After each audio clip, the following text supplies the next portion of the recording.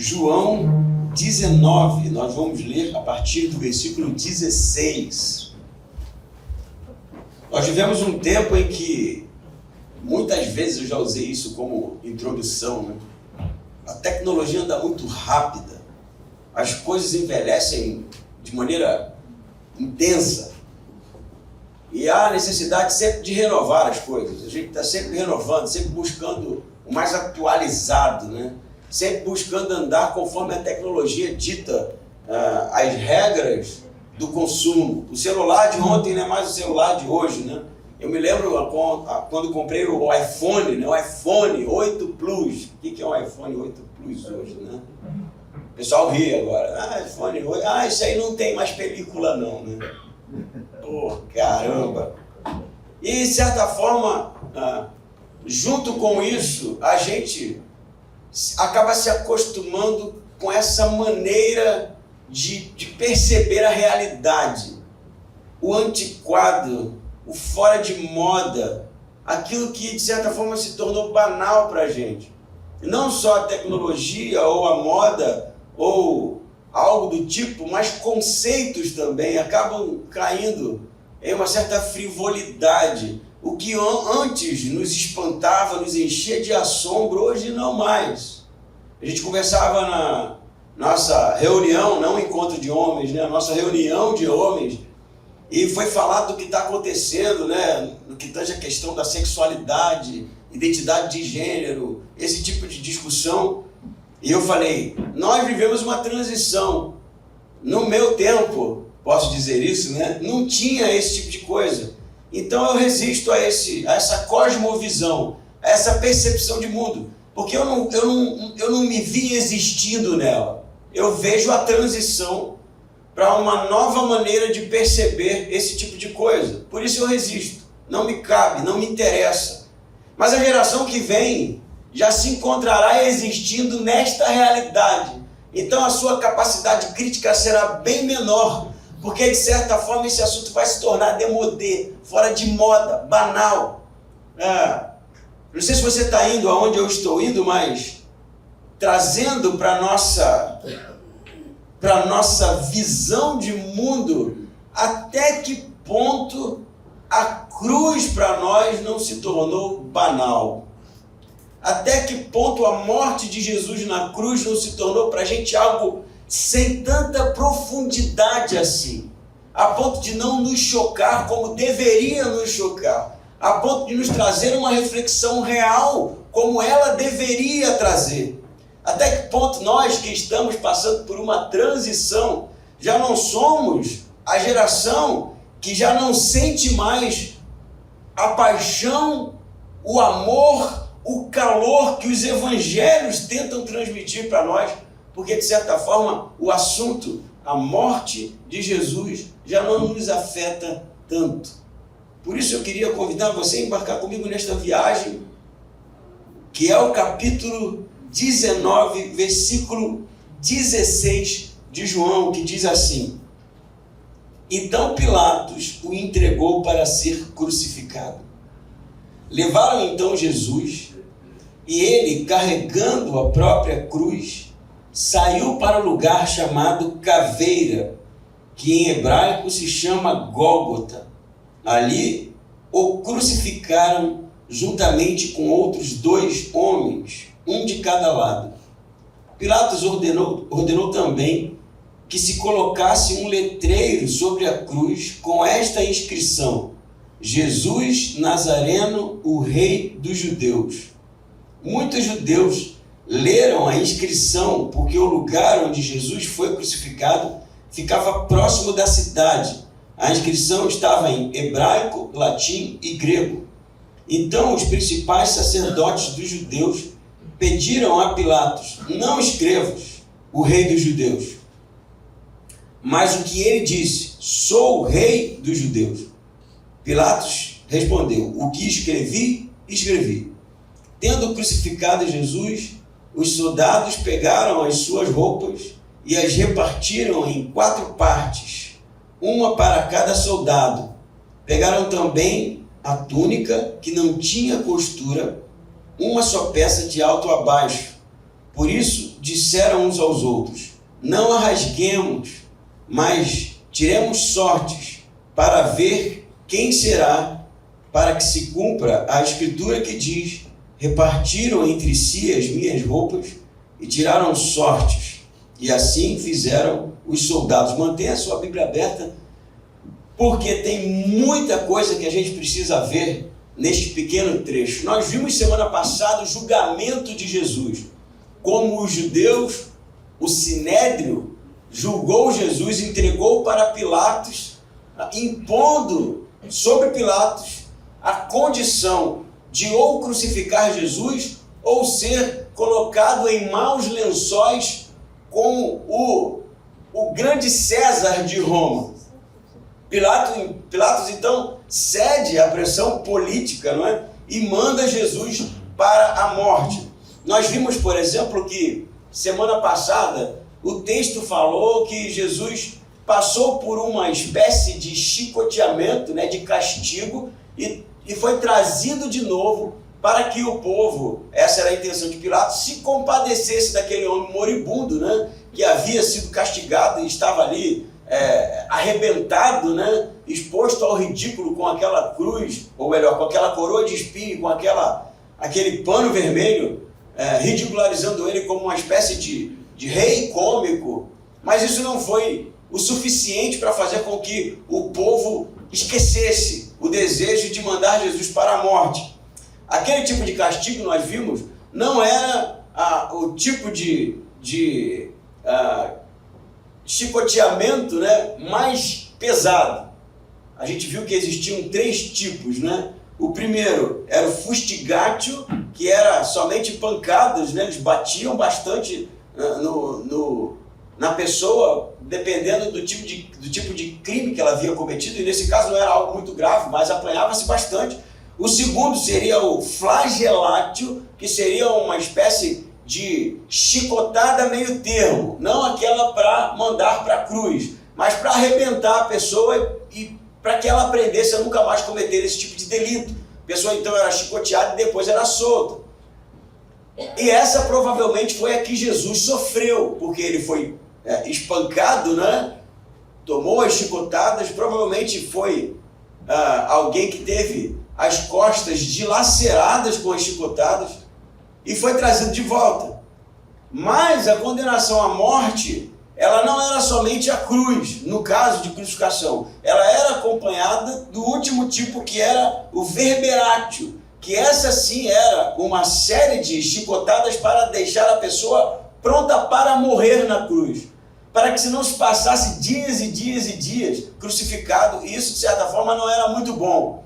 Então o que acontece nesse momento é que quando levaram Jesus, não levaram ele direto para a crucificação, mas ele tomou uma segunda série de chicotadas. Ele havia tomado a primeira e nesse momento ele será submetido ao verberatio, as chicotadas realmente pesadas, como a gente já viu em filmes, né? Em alguns tipos de documentários sobre este período, eram tiras de couro e nas suas pontas pedaços de ossos e de chumbo, e isso era aplicado de maneira severa naquele que seria o criminoso, até deixar ele completamente acabado. Normalmente, esse que passava por esse tipo de chicoteamento sequer conseguia levar o patíbulo, que era a parte de cima da cruz, porque ele já estava em estado lastimável, agora era só esperar mesmo a morte. Mas nós vemos que Jesus carrega a própria cruz. Jesus passou por 2 saraivadas de chicote nas costas, de ver realmente a sua saúde sendo levada, as suas entranhas sendo expostas, e isso é algo realmente impensado para nós. Para quem já viu a cena de chicoteamento no Mel Gibson, aquilo ali não foi nada perto do que é a realidade, até porque é impróprio passar a severidade de que era esse tipo de coisa no primeiro século para que as pessoas do nosso tempo vejam. Foram 2 momentos de chicoteamento. E mesmo assim, Jesus pega a cruz e carrega até a porta da entrada de Jerusalém, onde ele não aguenta mais e desidratado, fragilizado ali pelo castigo severo, ele então cai, embora João não diga. E Simão de Cirene, segundo os outros evangelhos, os sinóticos, vai ajudar Jesus a continuar aquela trajetória até o Gólgota. João diz para a gente assim, carregando a própria cruz, e ele está falando isso porque foi o que aconteceu mesmo, né? Jesus vai, apesar da sua condição, pegar a parte de cima, porque era assim, né? A gente vê, por exemplo, alguns filmes em que o Jesus do filme, ele leva uma cruz inteira, né? Não era assim que se fazia. A viga central ficava no lugar já fixa, e o que se levava era a parte de cima da cruz, chamado patíbulo, como eu falei. Era amarrado nas mãos, e então o criminoso tinha que andar até o lugar de crucificação, e uma placa era levada, muitas vezes pendurada no pescoço, outras vezes carregada pelos soldados, com o crime que esse havia cometido. Por que eles faziam isso? Porque Roma queria que todos vissem. Era uma punição pública para que ninguém se atrevesse a cometer aquele tipo de delito. Por isso que era uma caminhada, né? E é possível que a Via Dolorosa, hoje em Jerusalém, seja bem próximo do que foi a trajetória de Jesus até o lugar que ele seria crucificado, né? João vai dizer para a gente que o lugar era chamado lugar da caveira. Em hebraico se chama Gólgota, em latim Calvarium, Calvarium de caveira mesmo. Aí há uma discussão sobre se era por conta daquela localidade ter a aparência de uma caveira, o que é bem possível, ou por conta da tradição de que o crânio de Adão havia sido enterrado naquele lugar. Hoje em dia, historicamente, é muito mais provável que a montanha se parecesse realmente com um crânio, e por isso era chamado local da caveira, um local que poderia ser visto por todos que entrassem e saíssem de Jerusalém.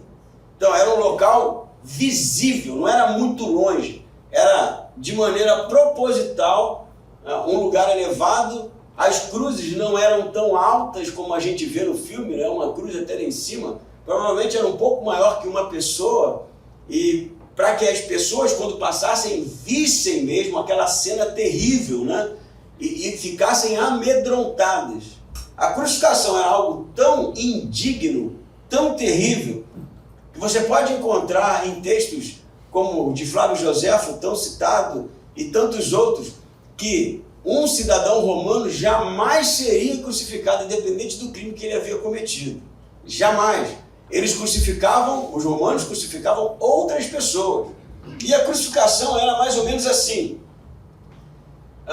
Como a gente já conhece, os pregos eram colocados nos punhos, né? Não na palma da mão, mas era no punho de cada lado. Em alguns casos era amarrado, em outros casos eram pregos mesmo, grandes, né? Por exemplo, há um achado arqueológico de um crucificado do primeiro século, que ele tem um prego que ficou preso no seu calcanhar, nos dois calcanhares. Até hoje, o calcanhar e o prego se tornaram um único produto do tempo, porque não conseguiram tirar, porque os pés eram juntados e o prego era colocado no meio do tornozelo para pregar realmente as duas pernas do indivíduo, de maneira que ele ficasse imóvel ali, punhos e pernas, e se colocava vocês já viram isso nas imagens, por exemplo, uma pequena madeirinha que seria um apoio para o pé ali, já viram isso, né? É chamado de sedécula ou sedícula. Para que era aquilo? Para que a morte fosse mais sofrida, porque enquanto tivesse uma espécie de apoio nos pés, aquele que havia sido pendurado, ele iria lutar para respirar, já que a posição é terrível, né? Ela realmente deixa a pessoa numa condição muito ruim para a respiração. Enquanto ele tivesse com os pés ali, ele sempre tentaria elevar a caixa torácica para poder puxar mais ar. E isso faria da morte mais sofrida, porque se não tivesse, ele morreria logo asfixiado, né? Então é de propósito que Roma colocava, para que realmente houvesse um sofrimento ali na vítima e ela sofresse até o último momento de sua vida. Diz o texto então para nós que levaram Jesus e o crucificaram juntamente com outros dois, versículo 18. Em João, são dois homens, né? Nos sinóticos, eles são lestai, o grego lestai, que significa pessoas que batalham. Eles eram uma espécie, não de ladrões, né? A tradução, 2 ladrões, não eram 2 ladrões, eles eram 2 terroristas, 2 milicianos, 2 guerrilheiros, que provavelmente estavam com Barrabás. E provavelmente a cruz que já estava lá fixa era para Barrabás, que foi solto porque o povo o escolheu. E Jesus assim está tomando o lugar do pecador, literalmente, que seria Barrabás ali crucificado. São 2 lestais, 2 guerrilheiros. E João vai dizer para a gente que Jesus ficou entre os 2. Não é? Versículo 19 diz assim: Pilatos então ordenou também que se colocasse um letreiro sobre a cruz com as inscrições: Jesus Nazareno, o Rei dos Judeus. O que Pilato está querendo? É óbvio que Pilato não reconheceu Jesus como o Rei dos Judeus. Ele está aqui dando, quem sabe, o seu último tiro de misericórdia no orgulho dos fariseus, dos escribas, dos sacerdotes, porque eles queriam impor sobre Pilatos a crucificação de Jesus, e Pilatos foi resistente, mas por causa, como nós vimos, né, da pressão política, ele cedeu. E agora ele cede, mas ele cede dando o último tiro, ele cai atirando. Ah é? Então eu vou colocar aqui, ó, aqui o rei de vocês. É meio irônico mesmo a ideia. Ele não coloca só em hebraico, né? João diz hebraico, mas provavelmente era o aramaico que eles falavam. Ele coloca nas 3 línguas, que era o aramaico, a língua que se falava em Jerusalém no primeiro século, né? Ele também coloca em latim, que era a língua de Roma, do exército, e ele coloca no grego, que era a língua franca, né? A língua de comércio, a língua que era universal, conhecida por todo mundo que tivesse a intenção de fazer qualquer tipo de escambo, qualquer tipo de comércio. E ele põe mesmo para ridicularizar. Diz o 21 que os principais sacerdotes dos judeus pediram para Pilato tira isso. Não põe rei dos judeus, põe ele disse que era rei dos judeus. Eles estão incomodados, né, porque é realmente uma ridicularização de Pilatos sobre os líderes de Israel. Mas ele disse, 22, o que escrevi, vai ficar assim. E convivam com isso, né? Então João vai dizer para a gente que, 23, tendo crucificado Jesus, os soldados pegaram as suas roupas e repartiram em 4 partes, uma para cada soldado. Provavelmente as sandálias, os cintos, a cobertura que se usava na cabeça e uma manta, não é? Ele diz assim para a gente, eles pegaram uma túnica que não tinha costura, era uma única peça de alto a baixo. Isso era muito comum, fazer a partilha das roupas daquele que era crucificado. Não foi algo único que aconteceu aqui. Aconteceu o que normalmente acontecia. O que é um diferencial é eles deitarem sorte, tirarem na sorte quem ia ficar com qual item. Por quê? Porque eles estavam de olho na túnica. Porque era uma túnica de qualidade. Ela não tinha costuras, era um único tecido. E esse tipo de túnica era o que eles usavam no corpo, né? Eles colocavam e arrumavam no corpo de maneira a ser a sua roupa que ficava para caminhar, para passar o dia, né? Então Jesus andava com provavelmente uma sandália, um cinto que prendia a túnica, algo para proteger a cabeça do sol, como se usa no mundo árabe hoje em dia, né? E a sua túnica, que cobria ali o seu dorso e as suas pernas. Eles estão de olho na túnica. Por isso a sorte. Quem vai ficar com a túnica? É isso que eles estão fazendo.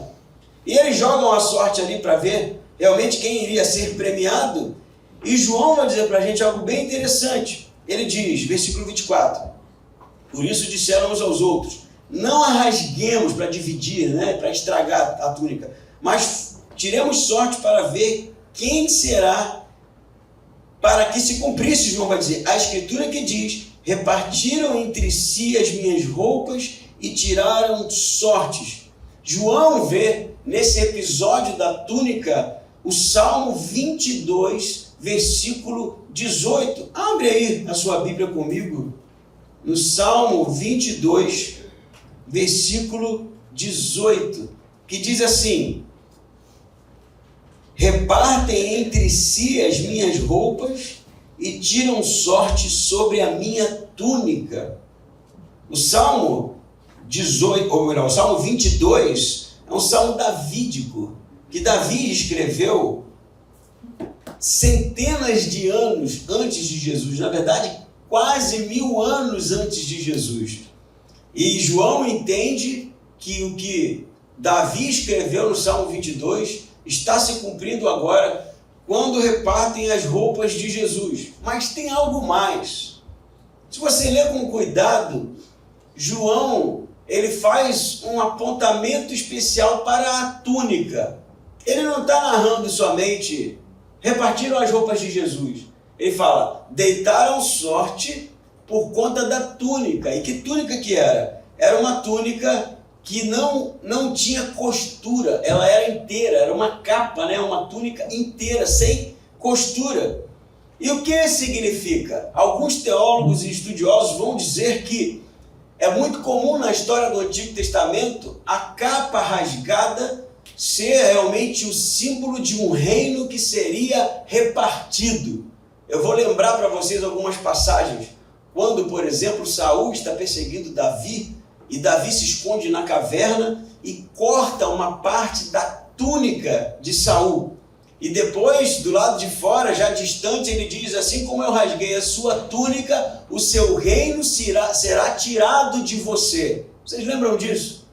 Em outro momento, quando Saul é exortado por Samuel, o profeta vai rasgar a túnica de Saul e vai dizer, assim como a sua capa foi rasgada, o seu reino será tirado de você. E é bem provável que o foco de João na túnica que não tem emenda e que não foi rasgada, está realmente no reino de Davi, no Messias prometido, aquele que era o filho de Davi, que teria um reino que não seria dividido.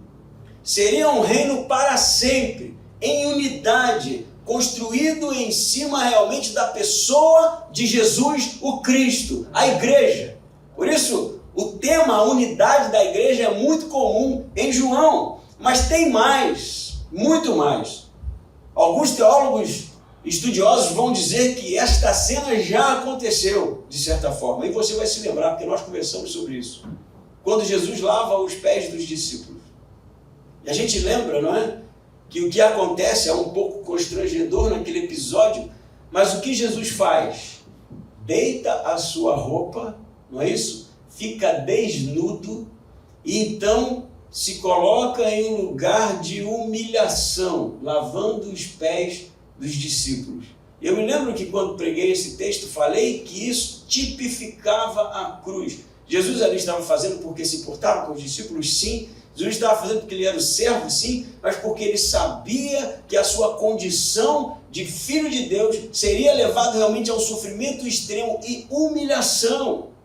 E o que está acontecendo agora é realmente algo que já foi tipificado pelo próprio Jesus. As suas roupas foram deitadas, ele está em um lugar de humilhação, ele está em um lugar realmente do servo sofredor, mas que está no controle de tudo, fazendo por amor. Porque eu tenho certeza que se Jesus quisesse acabar com aquela brincadeira, ele acabaria em qualquer momento.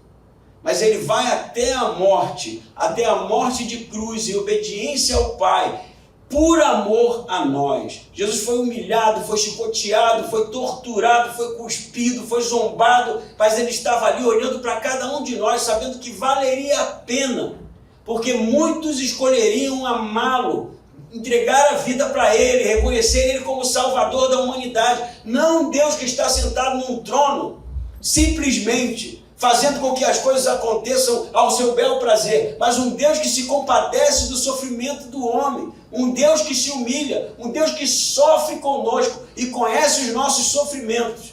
Por isso Isaías vai falar do servo sofredor, aquele que sofre porque os homens sofrem, aquele que realmente se coloca no lugar mais baixo possível, porque foi onde o homem chegou com o seu pecado e sua iniquidade, mas porque ele ama e o desejo é de resgatar. Amém? Amém. Não tem como olhar essa história com banalidade, porque ela não é banal. Ela não é banal. nós sequer aguentaríamos ver um filme, por mais suave que fosse, mas que fosse algo que correspondesse aos fatos históricos de como isso aqui aconteceu. Foi uma situação realmente terrível. Não simplesmente por acontecer com alguém que não tinha culpa, mas por acontecer com o Filho de Deus. João vai dizer: deitaram sorte sobre suas vestes, mas isso aconteceu para que se cumprisse as Escrituras. Amém? Amém. Então o que vai acontecer aqui?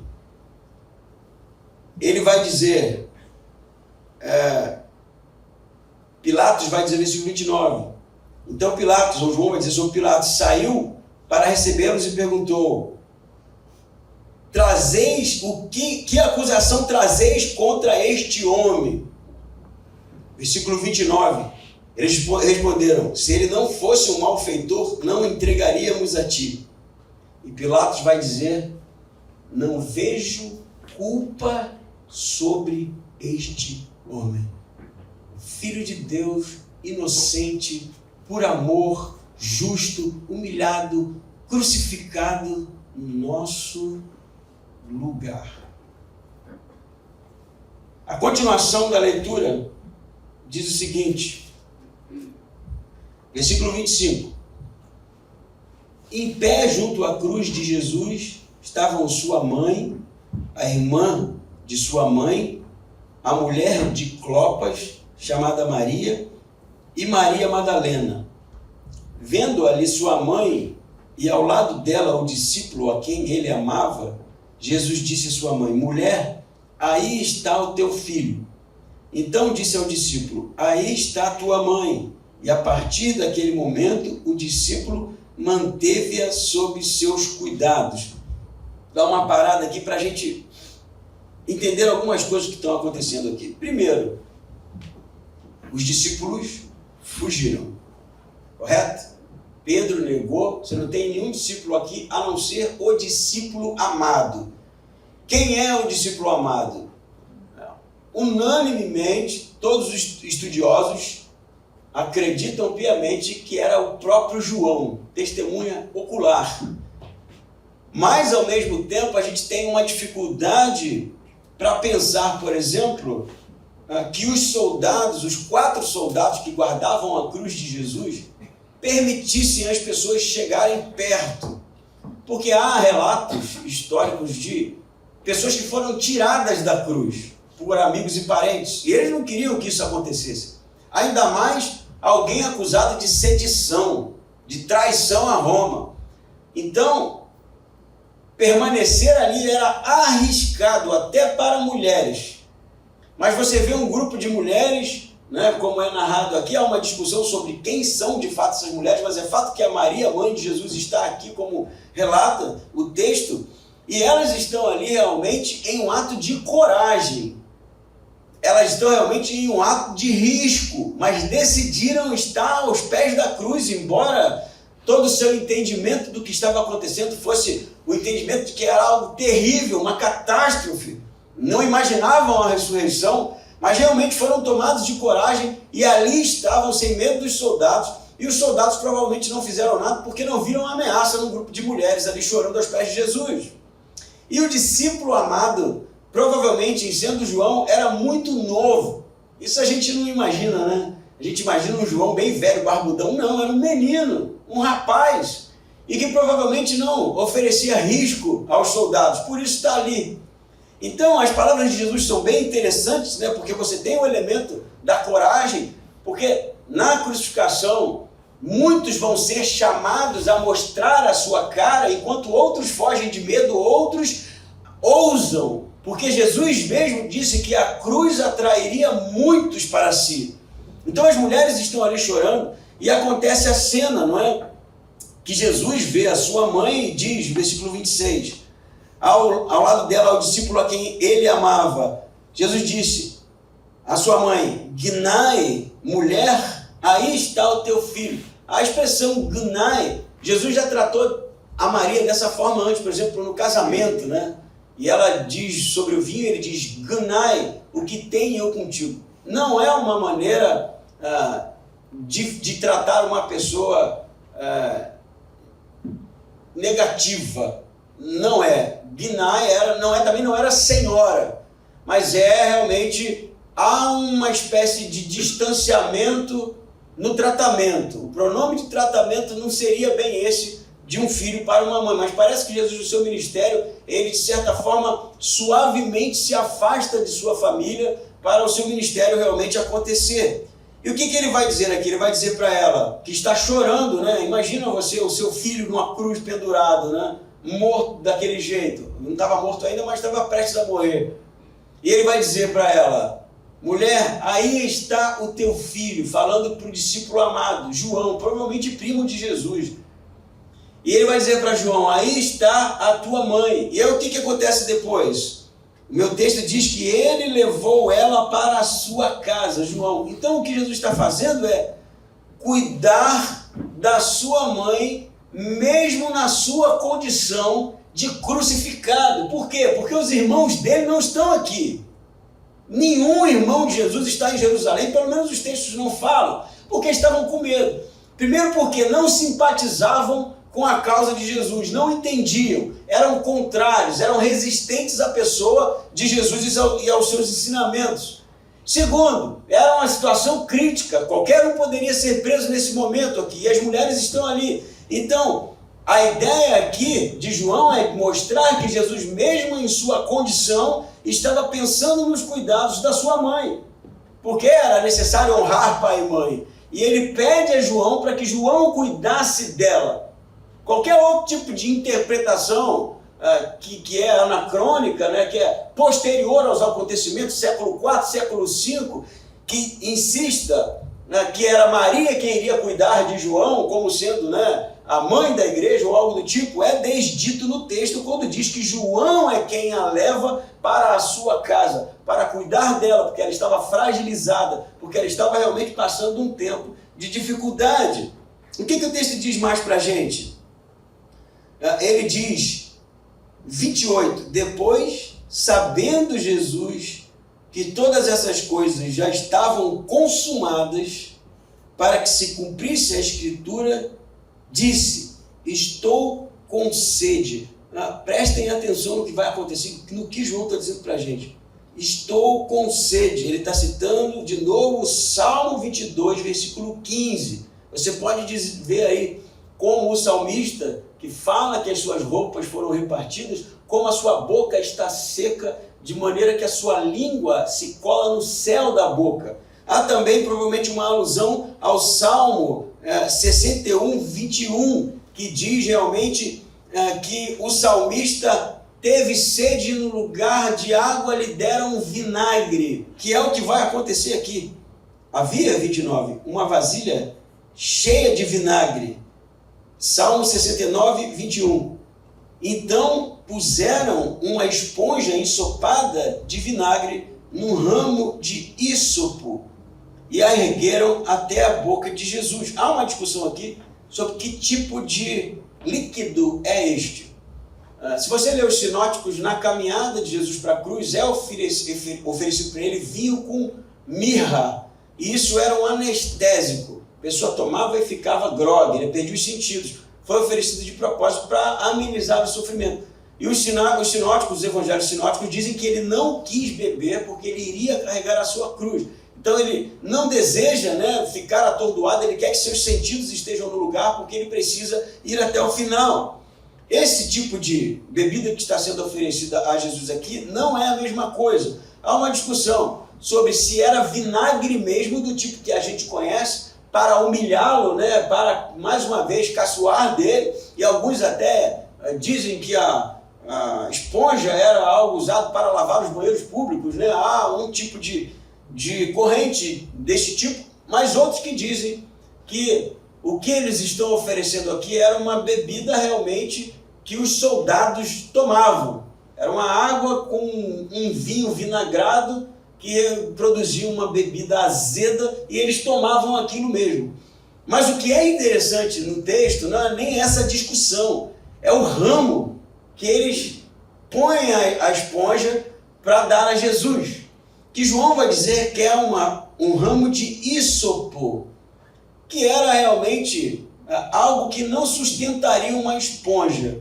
Então, para que sustentasse, seria necessário um ramo amarrado, né, de certa forma manuseado, para que ele pudesse sustentar algo em sua ponta. Isso é muito provável que tenha sido. Alguns vão dizer, não, João deve ter errado na expressão. Não, ele não errou. Ele quer realmente dizer, porque ele é uma testemunha ocular, ele está lá vendo que foi realmente usado esse tipo de planta, um ramo de ísopo.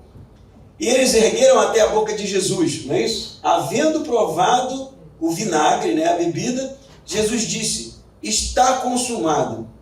Inclinando a cabeça, entregou o Espírito. 31. Era o dia da preparação. Fiquem atentos aos detalhes. Para que os corpos não ficassem na cruz no dia de sábado, pois aquele sábado era especial. Por que o sábado era especial? Porque a Páscoa caiu num sábado. Isso já fazia em si do sábado especial. Mas nesse caso, este sábado aqui também era o que era chamado de sacrifício dos feixes, em que eles queimavam a colheita, né, como símbolo, ou ofereciam o holocausto para Deus como símbolo daquilo que Deus havia feito durante todo o ano, né, para com o seu povo. Eles ofereciam ali feixes de vários tipos de coisas que eles plantavam e colhiam e que era para a manutenção deles. Então, 3 eventos em um só. O próprio sábado, que era importante para o judeu, a Páscoa, que cai no sábado, e o Festival dos Feixes, que também cai no sábado. Então, eles queriam acabar logo com aquilo, porque o sábado iria começar e precisava realmente pôr fim a essa história, porque para o judeu, permitir que um corpo ficasse pendurado no madeiro era amaldiçoador. Então, teria que ser retirado do madeiro, e a crucificação mesmo aqui, antes de anoitecer. Porque se deixasse o corpo lá, a terra seria maldita, amaldiçoada. Era assim que eles criam, né? Porque é assim que está realmente no Antigo Testamento. Então o que eles vão dizer? Eles vão dizer, em versículo 31, era o dia da preparação, e para que os corpos não ficassem na cruz no dia de sábado, por causa de tudo isso que eu falei, pois aquele sábado era especial, os judeus pediram a Pilatos que fossem quebradas as pernas dos crucificados e que eles fossem retirados dali. Qual é o pedido do Sinédrio? Os judeus aqui são os líderes, né? Quebra as pernas deles. Por quê? Porque quebrar a perna antecipava a morte. E como eles quebravam as pernas? Com uma marreta. Ia lá e marretava a pedra das pernas das pessoas que estavam crucificadas. Para quê? Para que eles não se apoiassem na sedícula e continuassem lutando para respirar. Uma vez que as pernas fossem quebradas, eles ficariam literalmente pendurados e morreriam asfixiados muito rápido. Há também o desejo dos judeus de quebrar as pernas de Jesus justamente para mostrar para o povo que ele era alguém amaldiçoado por Deus, porque era assim que era visto. E isso acabaria com qualquer tipo de conluio posterior por parte dos seus seguidores. Mas o que João diz para a gente? Versículo 32. Então os soldados foram, quebraram as pernas ao primeiro e ao outro. E ao outro que com ele fora crucificado. Versículo 33. Mas chegando a Jesus, vendo que já estava morto, não lhe quebraram as pernas. O que João está dizendo para a gente? Olha que coisa interessante. Se você der uma olhada em Êxodo 12, 22, você vai perceber que no Egito, quando Deus iria, para libertar seu povo, mandar uma peste que mataria os primogênitos do Egito, qual foi a ordem que Deus deu para Israel? Que passasse o que nas portas? Sangue, não é? Vocês acharam aí a passagem? Com o que eles passaram? Ísopo. Com ísopo, ramos de ísopo, passaram sangue no umbral das portas. O que João está dizendo para a gente? Foi dado água para Jesus com ísopo. Ele não diz isso à toa, ele tem uma intenção. Depois o que João vai dizer? Quebraram as pernas dos soldados, mas as de Jesus não quebraram as pernas. Por que João diz isso? Porque o cordeiro da Páscoa era para ser comido sem ter os ossos quebrados.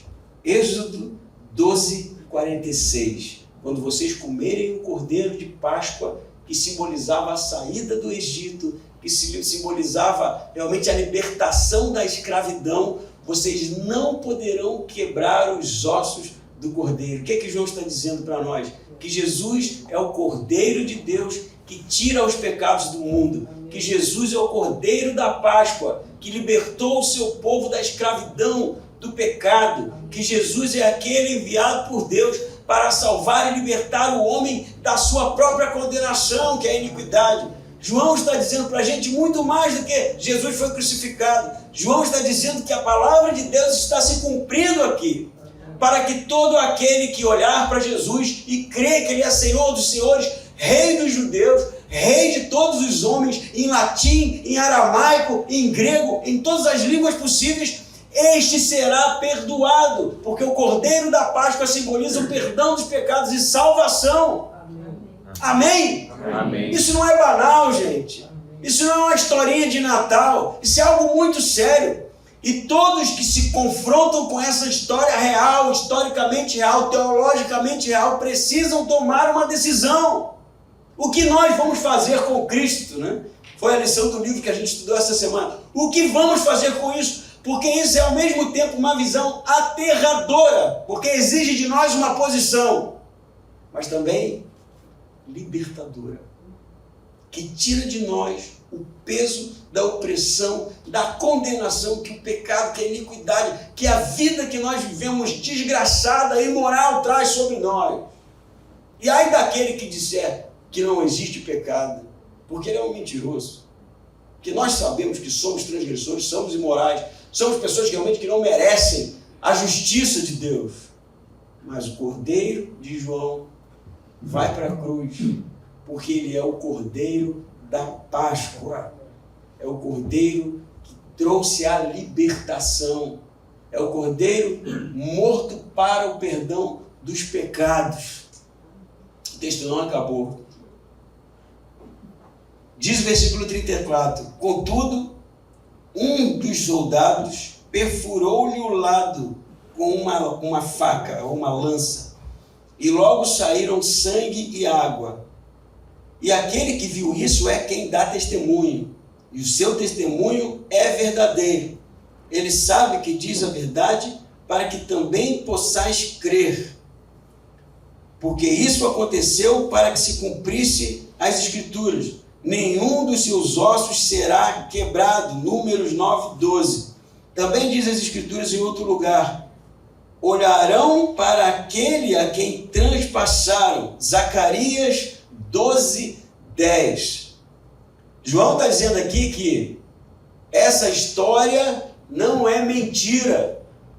Que aquele que escreveu, que relatou, que é ele mesmo, né? Essa é uma maneira hebraica de escrever, é testemunha ocular. Alguns vão dizer que provavelmente João está combatendo o docetismo já no seu tempo, que negava que Jesus havia morrido.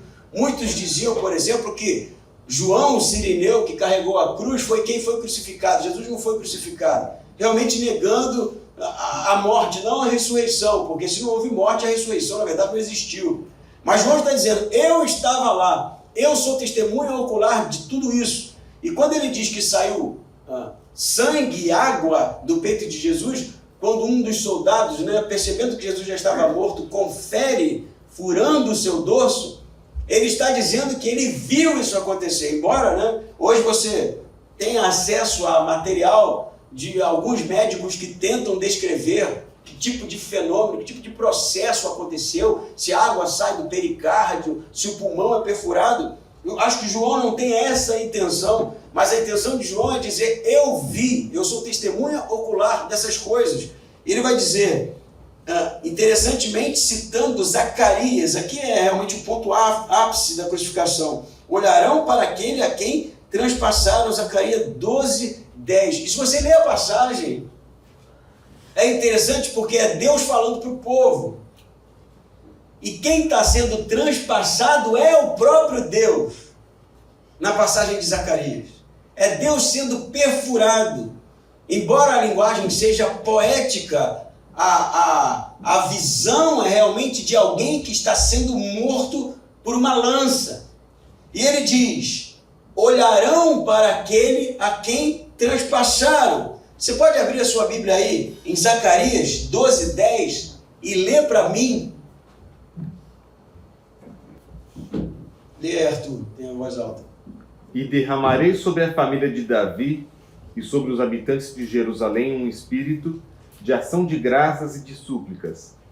Olharão para mim aquele a quem transpassaram e chorarão por ele, como quem chora a perda de um filho único, e se lamentarão amargamente por ele, como quem lamenta a perda do filho mais velho. Texto de Zacarias, Deus está falando que ele seria morto, atravessado por uma lança. E aqueles que o fizeram olhariam para ele, é isso que a citação de João quer dizer, e se lamentariam por ter feito. E isso tem, óbvio, algo para o tempo de João, para a geração de judeus que depois da morte de Jesus se arrependeram de tudo aquilo que foi feito e realmente receberam Jesus como Salvador. E isso tem um desdobramento para a segunda vinda de Cristo. Para quando ele voltar, todos os homens olharão para aquele a quem transpassaram. Porque embora não tenha sido eu nem você que enfiou uma lança no lado de Jesus e que matou, e isso significa transpassar, ele foi morto pelos nossos pecados. Esse é o principal causador da morte de Jesus, as nossas iniquidades. E aqueles, então, que olharão para Cristo se lamentarão, ou de arrependimento, ou de terror, porque estarão debaixo da ira de Deus. E eu acho que o que João quer dizer para nós, para os leitores do seu tempo, para os leitores futuros, é que todo aquele que contempla o Cristo crucificado, mesmo 2000 anos depois, precisa decidir que tipo de lamento você realmente expressará. O lamento de quem se arrepende, cai de joelhos diante do Deus que se entrega, que morre, que dá a sua vida por nós, e é salvo, e é perdoado dos pecados, e experimenta o amor magnífico de Deus que restaura a vida de todo pecador. Ou você estará do lado daqueles que mataram o Filho de Deus e que em nenhum momento se compadecem disso. E esses realmente serão aqueles que jamais poderão provar o amor transformador de Deus por causa dos seus corações endurecidos. O desejo de João para nós, o meu desejo para nós, é que realmente nós tenhamos a consciência da densidade desse relato, da profundidade dessa história, do que realmente aconteceu naquela cruz, por amor a cada um de nós. Meu desejo é que você se renda a isso. Pare de resistir. Pare de lutar contra Deus. Pare de banalizar aquilo que foi feito de maneira a custar muita coisa por amor a você. Meu desejo é que você também seja amado por Deus e deixe que Ele transforme a sua vida. Amém?